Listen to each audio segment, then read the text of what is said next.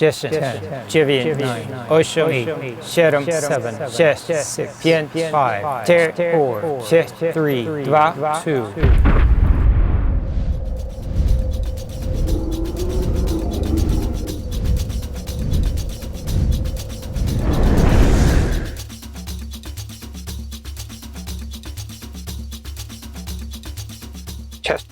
Hello, this is Jason. I've got a short video for you this time that builds upon some of the timeline nesting that I used in my previous Timeline 101 video. We're going to import some audio today. This video was inspired by a recent Final Cut Pro video by Jenn Jager.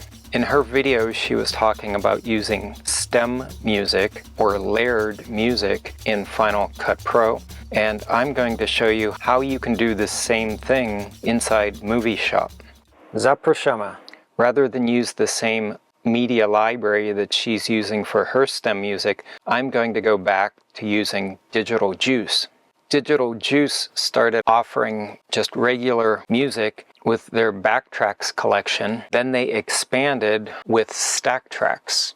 Stack Tracks is essentially the same thing as the stem layered music that Jen was talking about in her video. I've launched Juicer 3, and if I go down to Music and Sound Effects, then select Stack Tracks,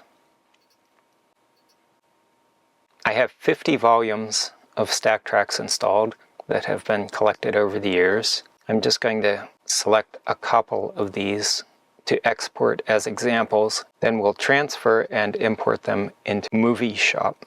Each one of these listings has several different length versions. Let's just listen to a couple of these.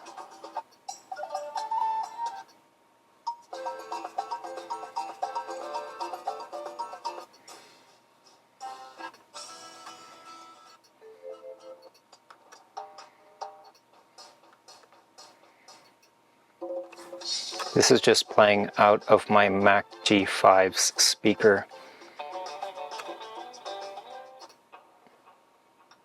And being picked up on my lav mic.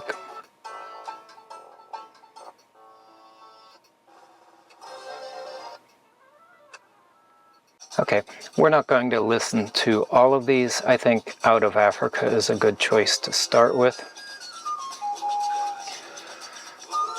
In the upper part of the juicer window, you can see this layered view option. It's currently turned off, but if I click on it, it presents me with a multi-track version of this musical selection.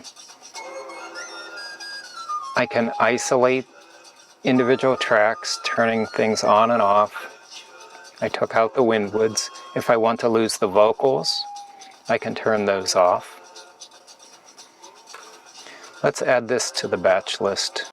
And let's look for one more. Let's go further down on the list. Let's try Techno. The Tech Man. I listened to this earlier. This one kind of reminded me of Mortal Kombat, the original movie from 1996. They had a techno-inspired music track.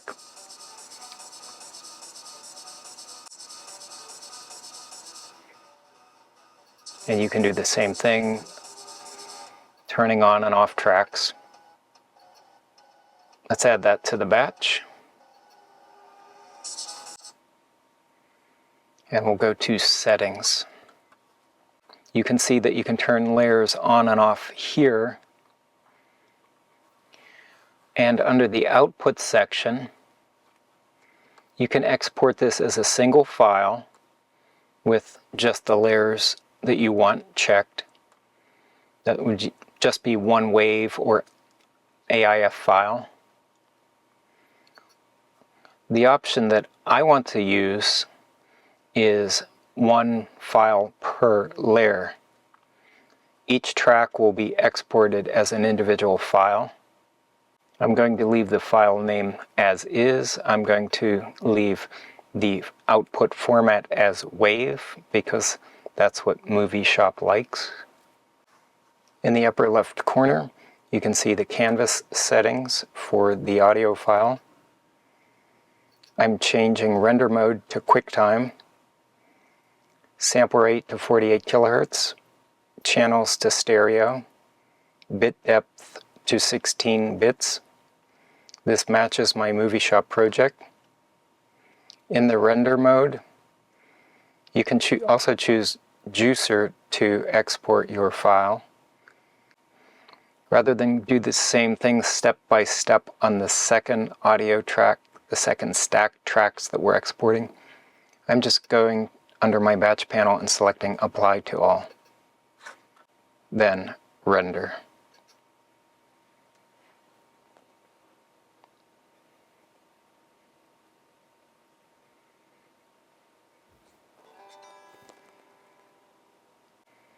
Digital Juice is asking for a second library disk. I've inserted it. We'll hit OK.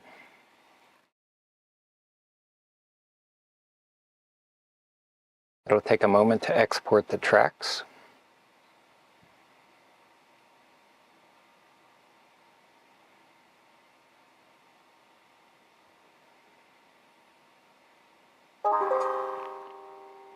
Rendering is complete, and when we're looking at the output file, you can see that the TechMan track is separated into individual layers, and the same thing for Out of Africa.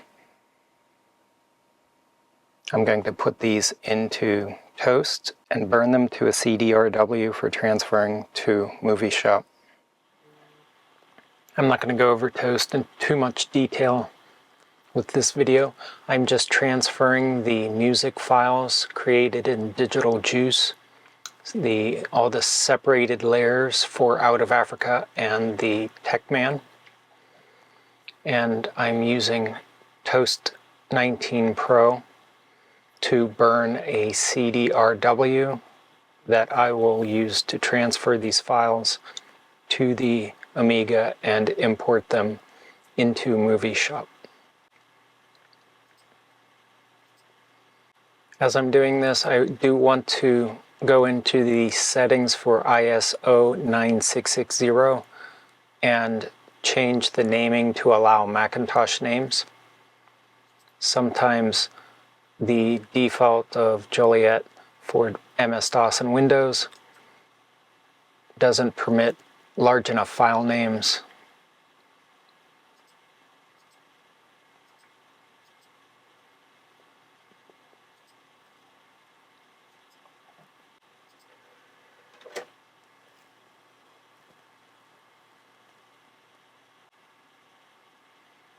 It's asking me if I want to reuse this disk. That's why I like using CDRWs and DVD-RWs. I can recycle them. I'll just do a quick erase. We'll let this go, and then I'll resume the video with MovieShop and the importing. We are back in MovieShop, almost where we left off in the last video. I still have my timeline open with the example and demonstration, ready to import those music layers. And I'm going to show something else I talked about previously, the window arrangements. If I just double click on the audio option, it immediately jumps into the last window configuration that was saved for audio work. And this was done on a smaller resolution screen. I have more room on the screen. I could spread things out and resave that, and I probably will at some point. The sounds window is open in the upper left. I am inserting the CDRW. Unlike video scenes, when you're importing sounds, you do not need to create an empty container to put those into. I'm going up to the Edit menu, down to import sound, it's asking for the last disk that I used, which isn't inserted in the system right now, so I'm clicking cancel. I can select music layers at the top of the window. Here, I can type it in this drawer entry box, or I can simply type in CD0 referencing the drive itself. If I just hit enter, it's taking me into the CD RW. I have two folders in here representing the separated layers. I'm just going to hold the shift down and click on these, and it's proceeding to import the audio files. And this may take a few minutes. Each of the layers is the same length, 60 seconds.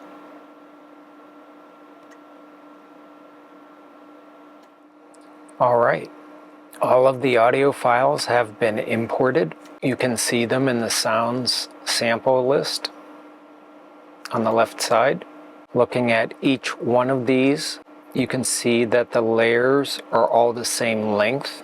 That's a good sign. As it imports audio samples, it automatically uses the file name as the sample name.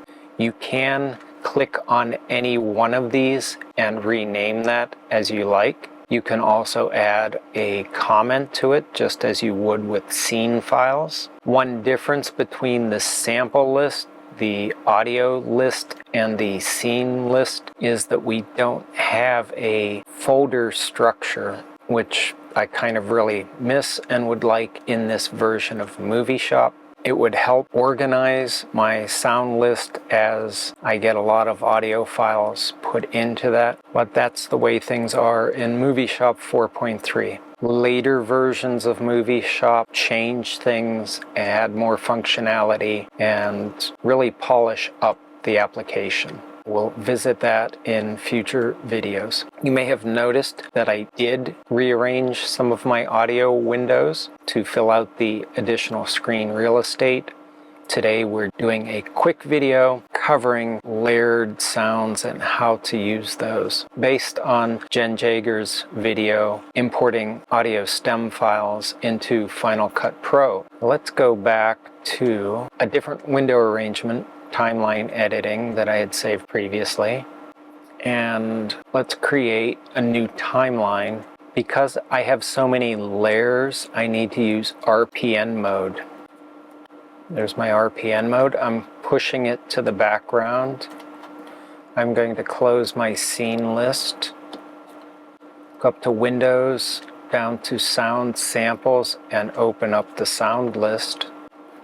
Now I can drag each one of these samples onto a different layer in this timeline. I'm not worried about lining those up just yet. Just throwing them in there.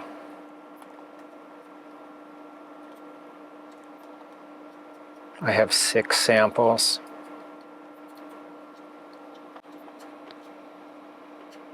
Being that these are the only clips here, it's easy enough to just drag them over to the start of the timeline and they will automatically be lined up as they were in Digital Juice. If I wanted to position them someplace else and start lining up clips, then I could use my auto positioning tools to snap them to the neighboring clip. I just have to get a little bit close to it, and with the auto positioning tool on, it snaps all of those clips together. I can select all of the clips or multiple clips and move them as a group.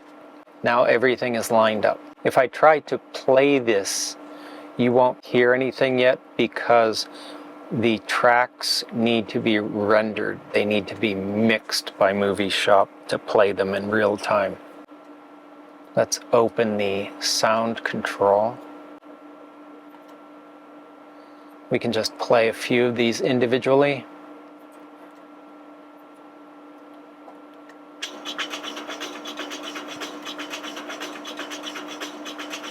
You're just hearing audio picked up on my lav mic, so it may not be super clear as it would be if I were recording the output directly from the Toccata card.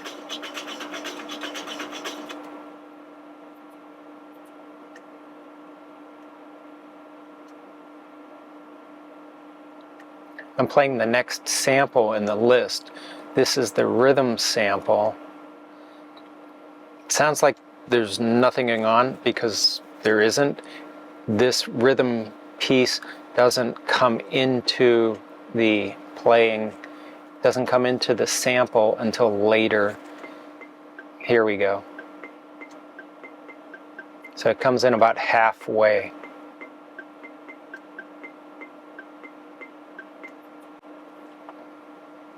So you can mix your layers on your timeline any way you like. You can cut out the vocal track if you don't want any vocals. And when you have the mix that you want, you can just do an audio render and it will go through your timeline. You can see the green bar growing across the audio render status. I did not zoom out my timeline, so you're looking at only a partial view of the overall audio.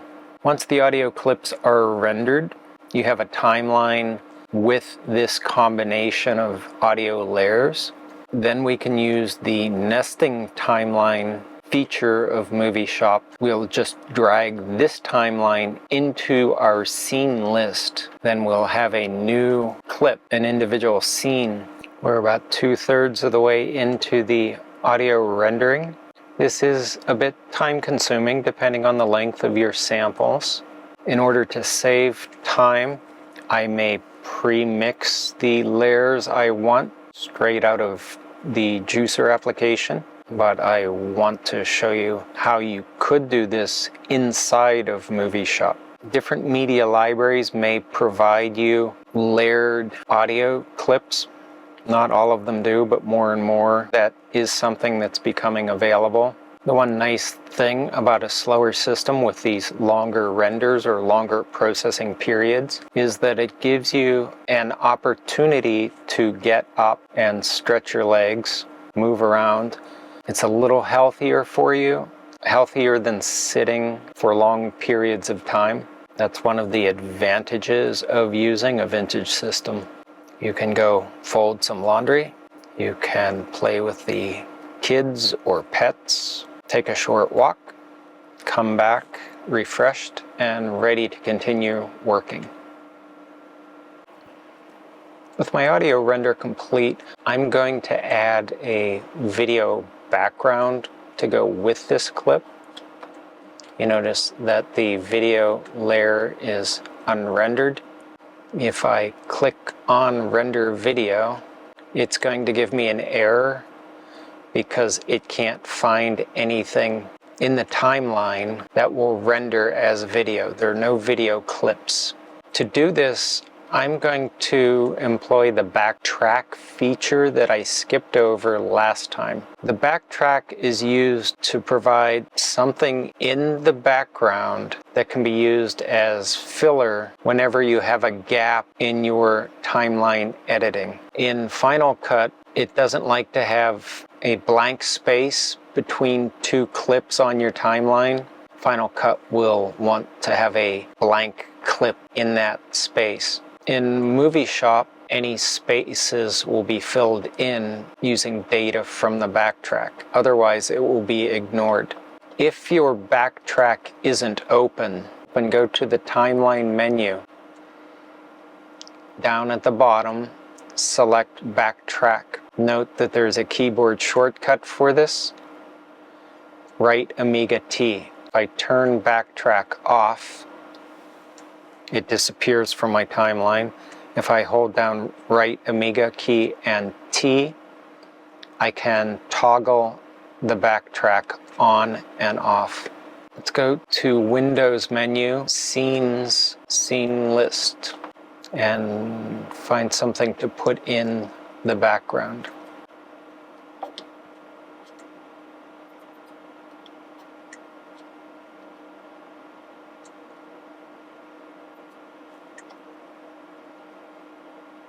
Let's just throw this T-Rex up here. T-Rex is a little bit short.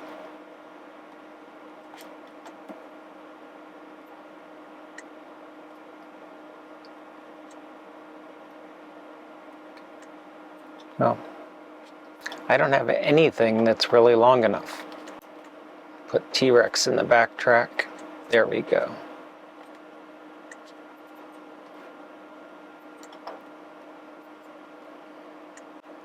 Looks like in doing so, it screwed up my audio. Tono trudno. Note to self. Fill the backtrack first. I double-clicked on my clip in the backtrack and I selected mute. And then I'm going to re-render after this is done. I'm changing my operation mode to copy instead of move. I can copy this clip.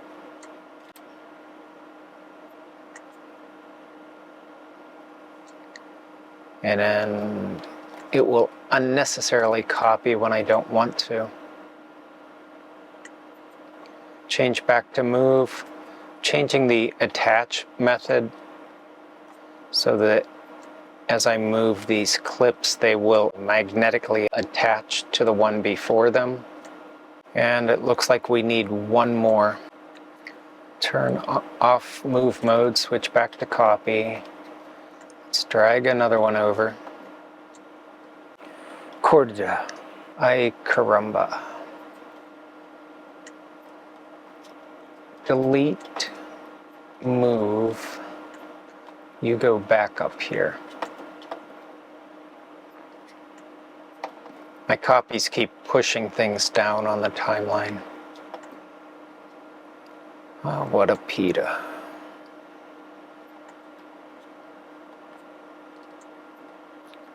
Let's trim that.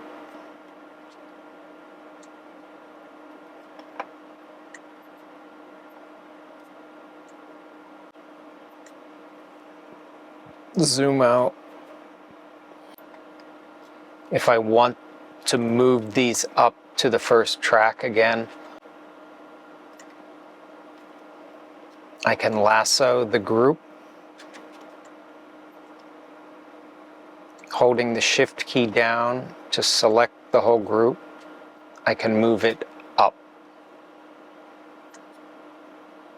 Let's go back and re-render. Learn from my mistakes. I should have applied the backtrack first, but I was anxious to show you the video layering. Once this is complete, I should be able to just drag the timeline into my sound list and create a new sound sample of all the tracks mixed. And I could also drag this into my scene list, create a new video clip that can be used in any timeline, and it will appear as just one track, not multiple tracks. If I want to create multiple versions of this, maybe one that doesn't have the voiceover track, I can duplicate my timeline, rename it as no voice, delete that track, and re-render. You have a great deal of flexibility, but each time you change something, you need to remix it, re-render it. The need for the backtrack or the video in the background is because MovieShop is expecting to see video on the timeline. If I just tried to drag the timeline to one of the other lists, the scene list or the sound list, MovieShop doesn't see a valid timeline to do that operation with because there's no video track. That's why I needed to add something in the background. My re-rendering is complete. Let's give this a quick listen.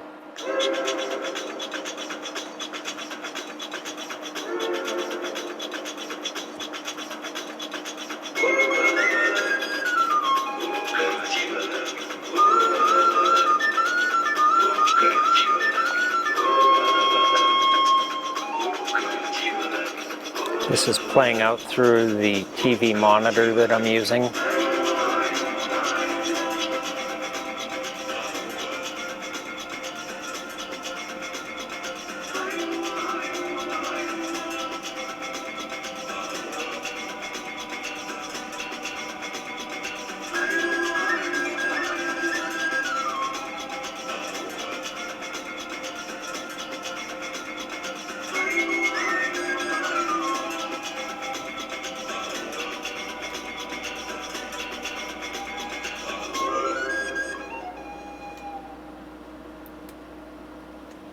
And you can see how the T-Rex played in the background. It just repeated itself. It's not a looping animation, but we stacked several copies back to back on the backtrack as video filler for this timeline. As you can see, once you have a lot of layers in your timeline, the RPN timelines become quite busy. They occupy a lot of screen real estate.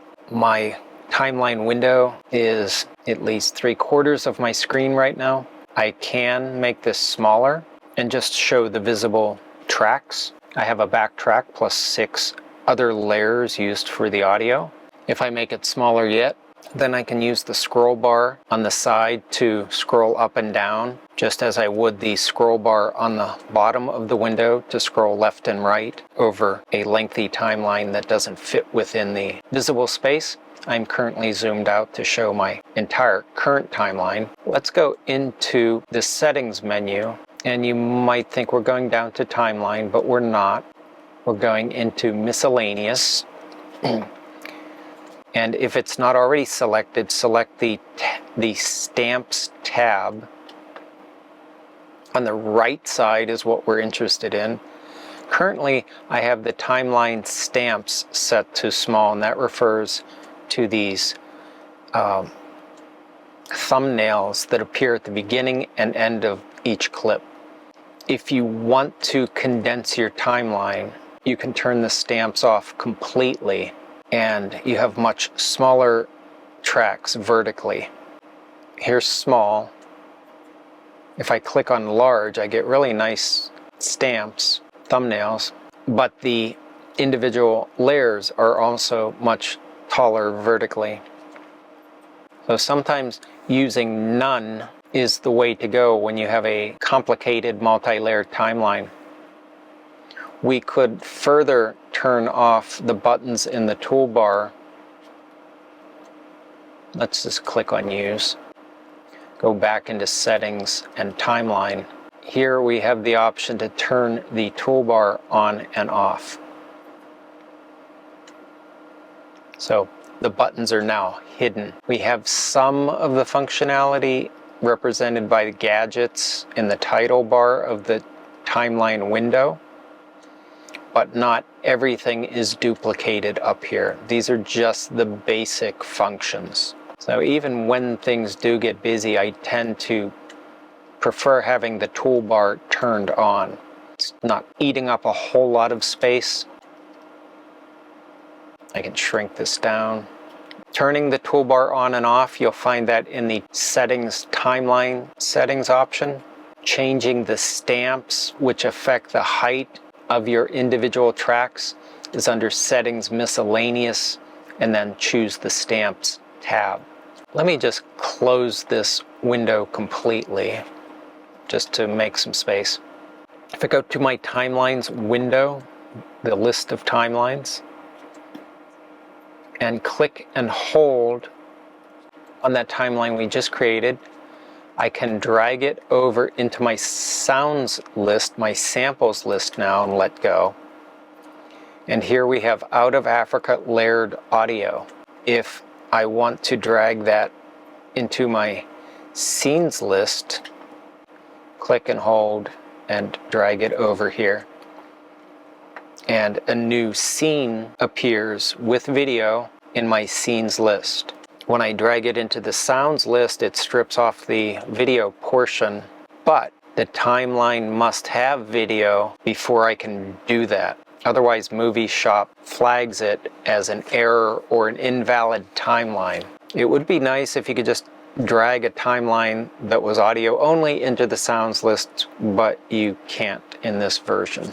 That's why we put the T-Rex animation in the backtrack, so that we'd have a valid timeline that could be dragged into the scene list or the sound sample list. From there, it can be further dragged into other timelines and used in other projects, nesting it. But remember that nesting doesn't propagate changes if I go back into the timeline itself and rearrange my layers. Let's quickly go through and do the other timeline, the other audio layering. I'm going to click on New in my Timelines window. I'm going to select the RPN, Reverse Polish Notation option. I'm going to rename my timeline. I'll just call it TechMan for short. Layered audio. I'm going to drag up my clips one at a time.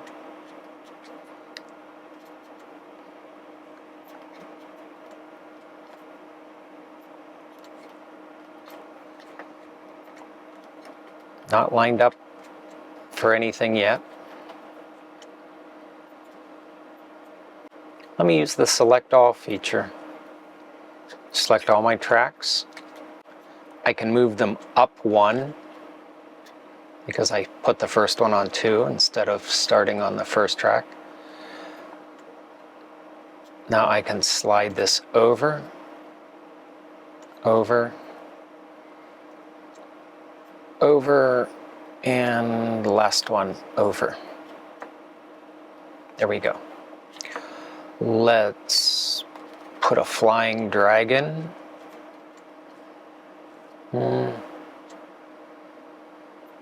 Let's delete a flying dragon. This one's longer. I just want to do less copying. Switch from move mode to copy mode, drag new one over. Turn copy mode off, because if I click on this while it's in copy mode and try to slide it, it's going to give me grief.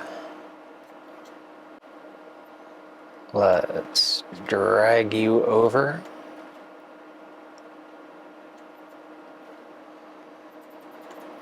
Zoom in on the end and check my length. Massacre. What did you do?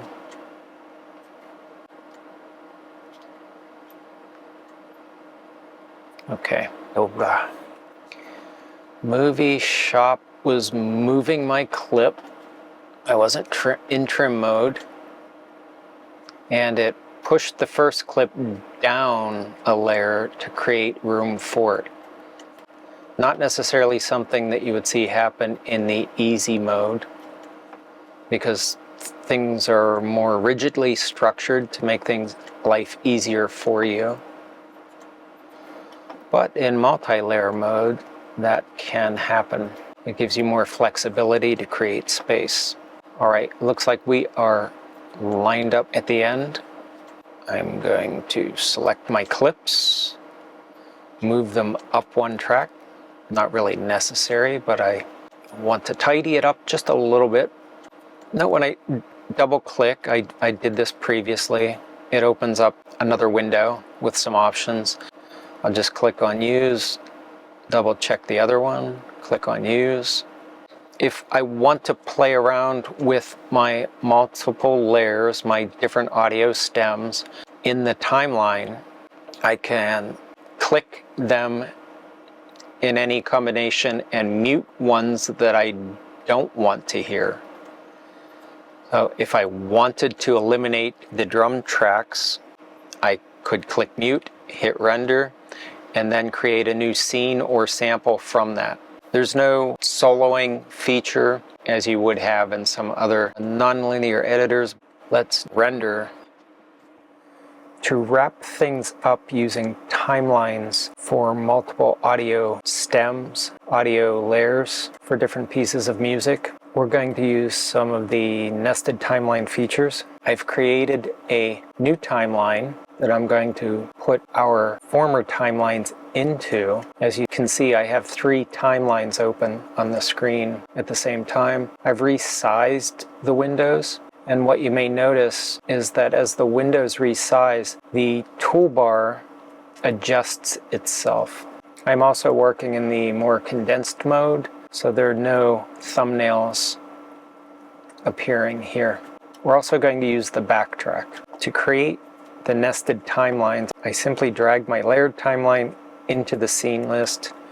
You can also drag that into the sound list to create just a sound sample. And go up a little bit. Okay. Here's the first one, the Out of Africa. I can place this on any layer that I want. I'll just put it at the start. And we'll take TechMan and put it in here. It can be on the same layer. I'll zoom in 1 level. You can see in the render status window at the top, or the render status bars for audio and video, we have some green, we have some red, we have some green. It will play through the green areas okay and halt when it gets to the red. What I'm going to do to fill this gap is utilize the backtrack. Let's grab something out of this animated group. I'm going to throw in some clouds. So even though these two are overlapping, the Out of Africa layer and the cloud layer, MovieShop gives priority to whatever is on the numbered layers. The backtrack is just filler, so when there's not anything to play, it resorts to going to the cloudy layer.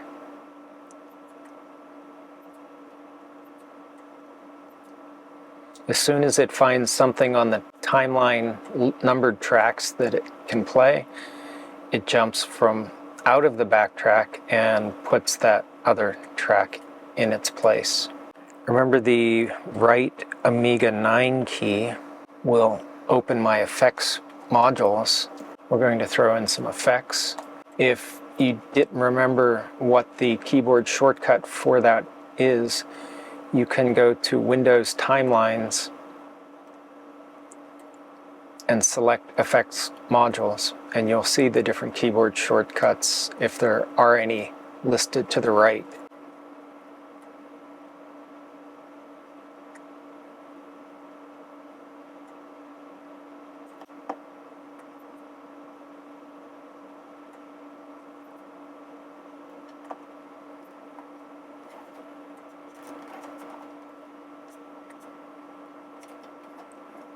I'm just going to put a fade operator at the beginning. Let's use fade in. It's going to fade in from black.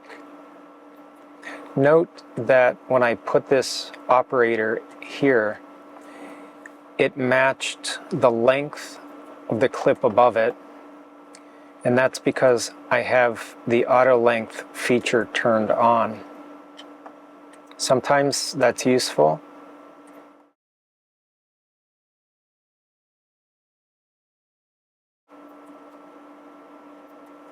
Let me move this position window up. I like having it where I can see it. Let me show you why. I'm in trim mode, adjusting the length of my fade operator. And the position window is giving me a numerical reading of how long this operator is. So if I want it to be about 1 second, I just trim it down until the length reads 1 second. I can zoom in if needed. You can see in the upper left of the timeline window, there's a little red chunk, and that's where it needs to render this fade in. Let's go over to that. Zoom in on it a little bit. Let's go in one more.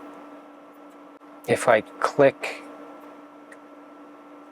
in the track between the render status tracks and the numerical display, it will set up a new range for me.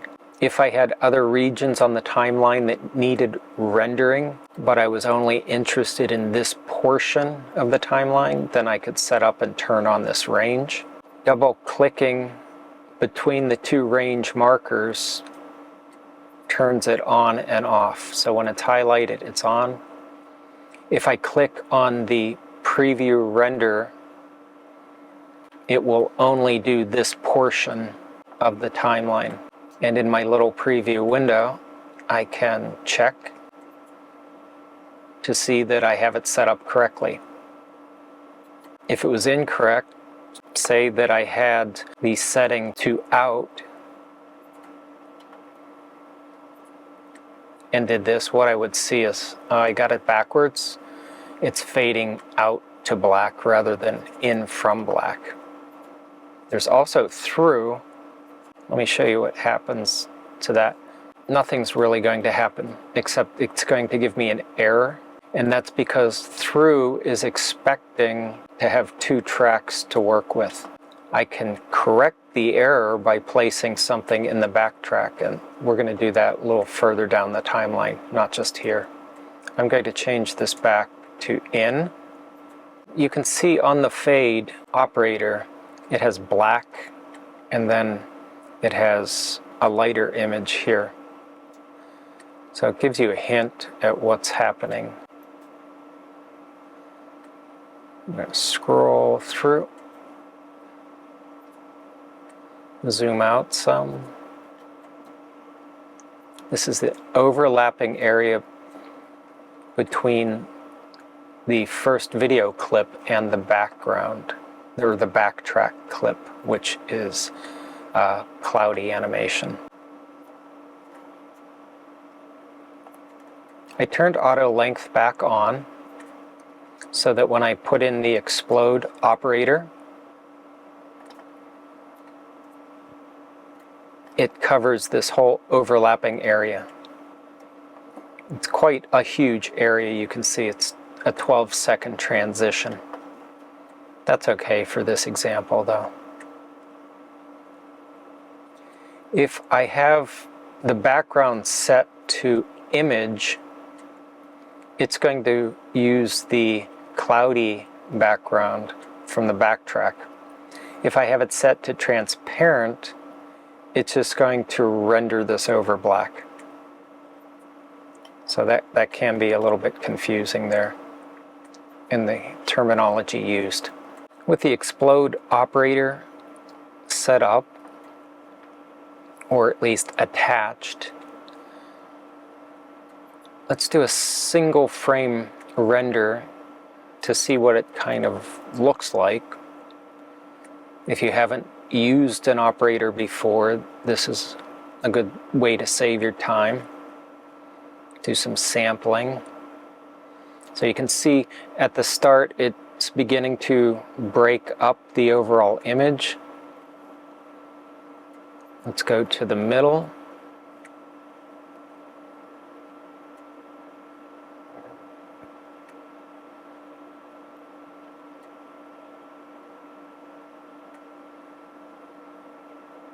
Here we can see more blocks and a better idea of the thickness of these blocks as it explodes.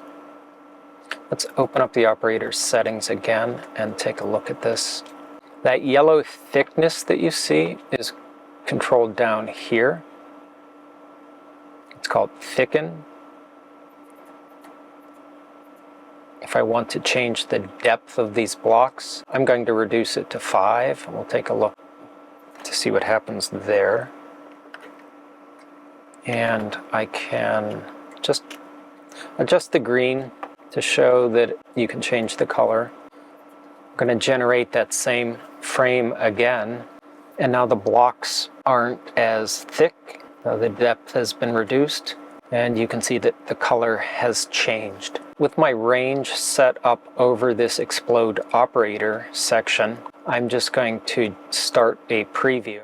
As it's generating the preview, you can see in the preview window that it's starting to break up the image. I'm not sure how random this is each time.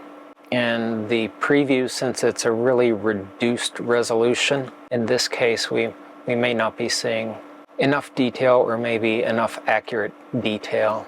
We'll find out soon enough. As the number of pieces start to fly off the screen and there are fewer visible, the rendering speed picks up.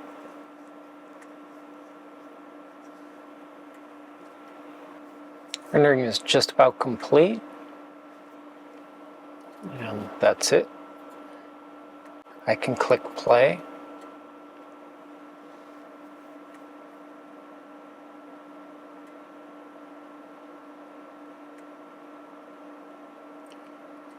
And there you can see a 12-second transition, really much longer than I would ever really use outside of doing some sort of demonstration. But it gives you an idea of what's happening. It's breaking up this image and the pieces are flying out towards the screen and then out of view, revealing whatever you have on your backtrack layer. I'll just delete that and we'll move on. I moved to the next overlapping area. Let's bring this fade in again. And as you can see, it snaps to the beginning of my clip because that's what I have turned on up here in the auto positioning tool cluster. And I also have the length adjustment, so it snaps to this overlapping area.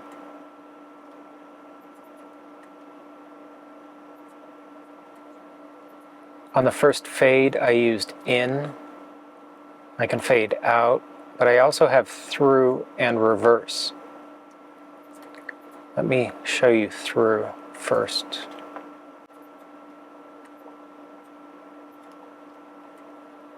I'll set up a new range over part of this. You don't have to do the range over the entire area, so I'm purposely leaving this short. Let's make this even shorter. I'll click on preview,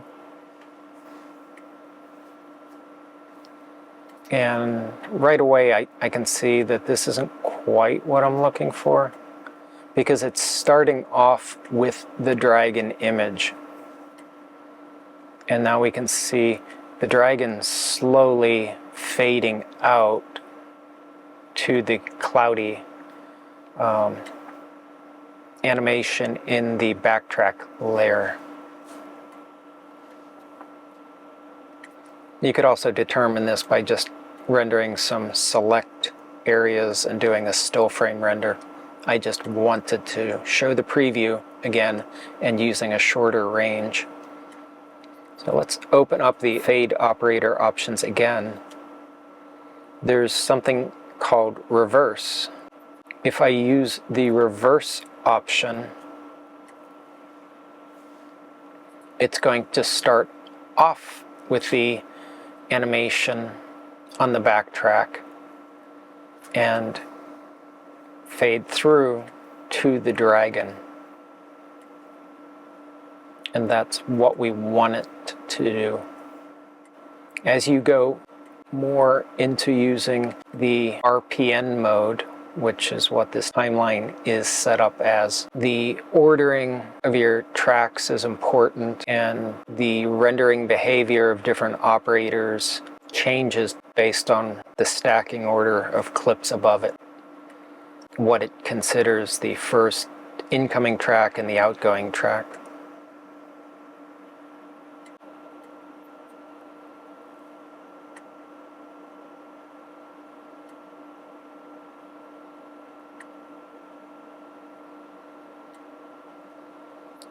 Slowly, the dragon is becoming more solid as it fades in. Okay, let's delete that. Let's zoom out. Before I render the entire thing, I'll just put in a fade out to black at the very end.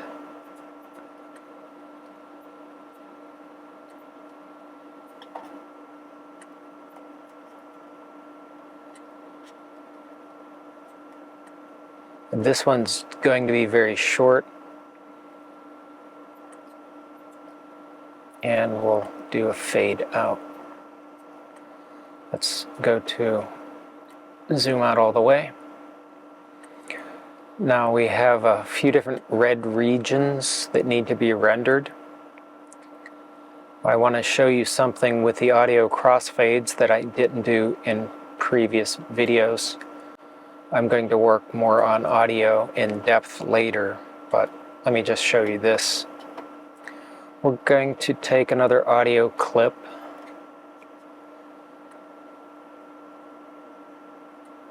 Let's drag this one up here. It's much longer than I need. I'm going to trim that down.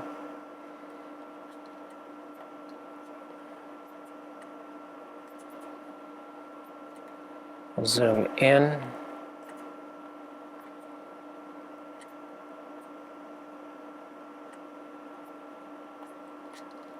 Doesn't need to overlap exactly. Just going to get it close. Now you can see where the backtrack area is and the new audio clip. It's green and green. In the overlapping areas, where there are two overlapping audios, it's red and needs rendered. I'm going to select the first track and this new audio track.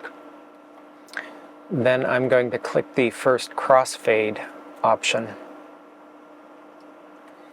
And you can now see a red line inside the track itself representing the audio crossfade.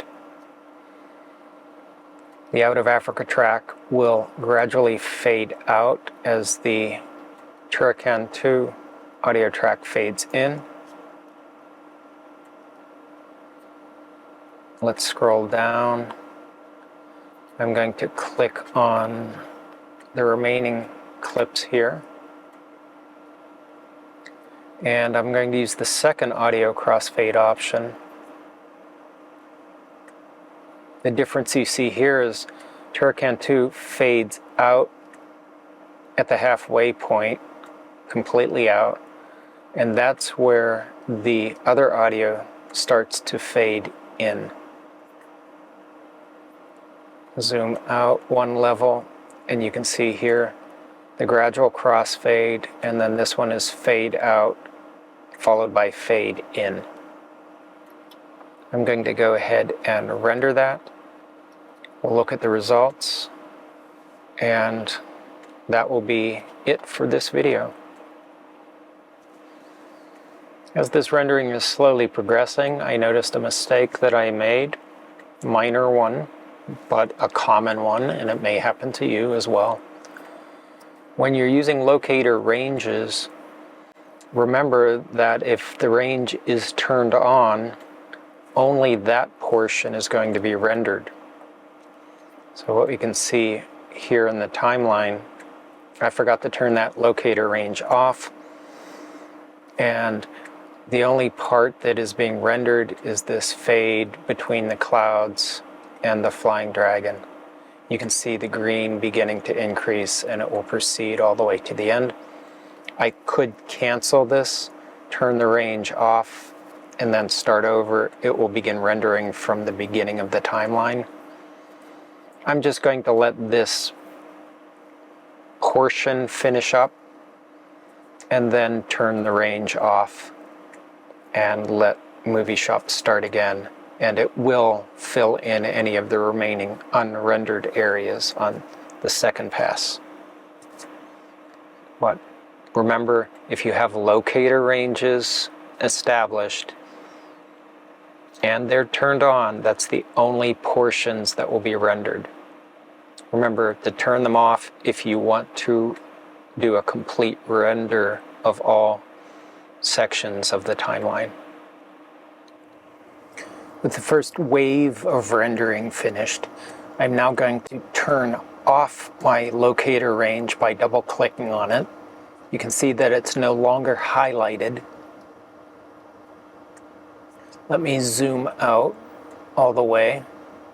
You can see we have some red at the beginning, red at each of the transitions, and red at the end of the timeline.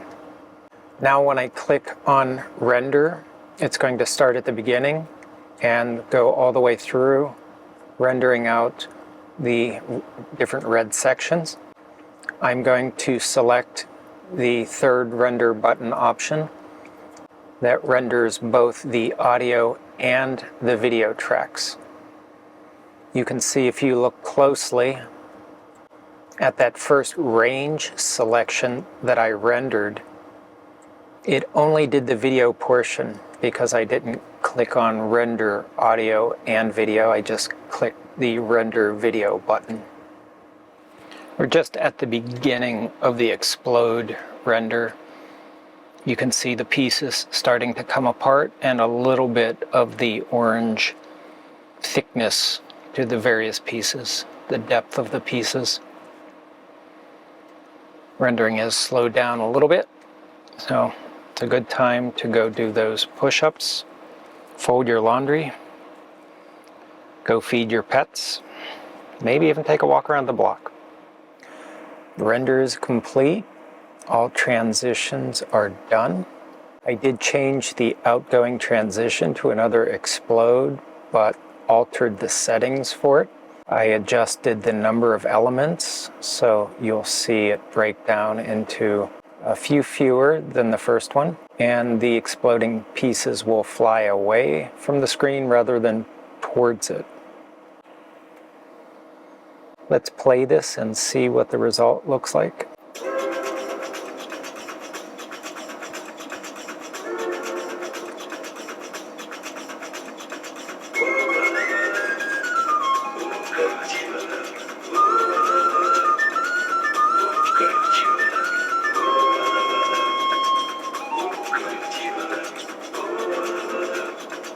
This is the first nested timeline. It has the 6 layers of Out of Africa music from Digital Juice.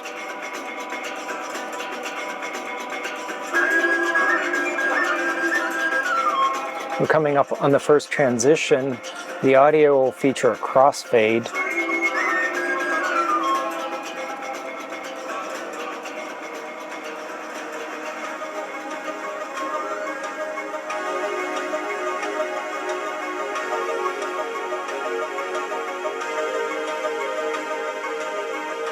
The cloudy animation playing now is what we stuck into the backtrack. Just to give a demo on how to use the backtrack. The next transition coming up will feature a fade out, then fade in.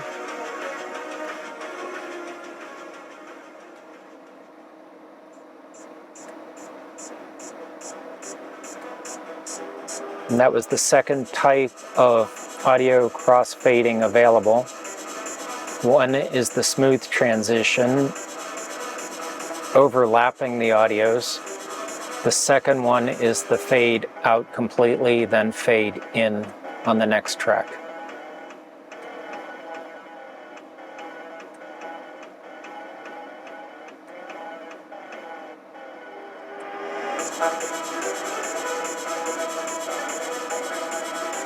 This is the TechMan 5-layer audio nested timeline. There's our second transition.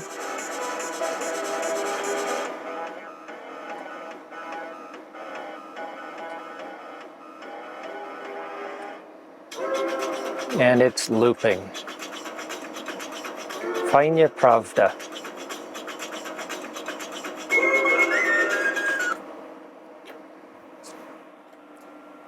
And that's just about everything for today.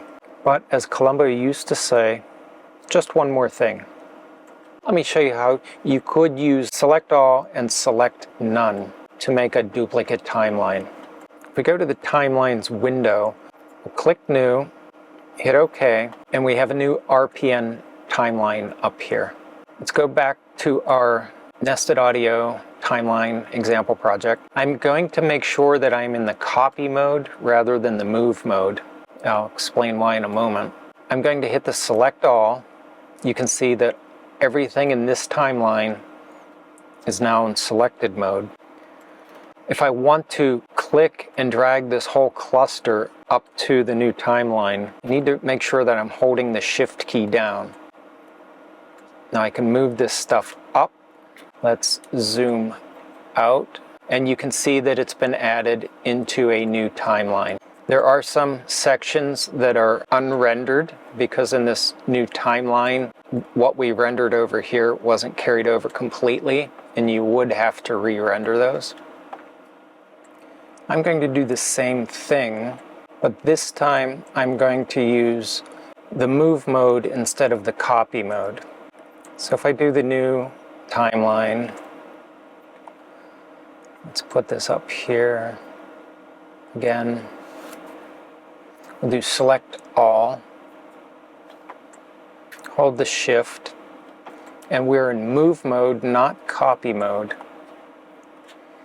If I did that and went up to the new timeline, what happens might be unexpected if you do this yourself the first time. Everything moved out of my original timeline into the new timeline.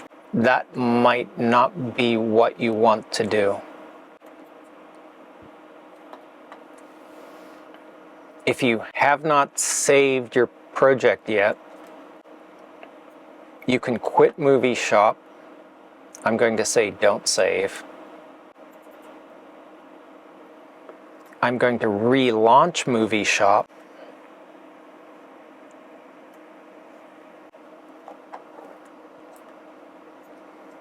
Open my project up again.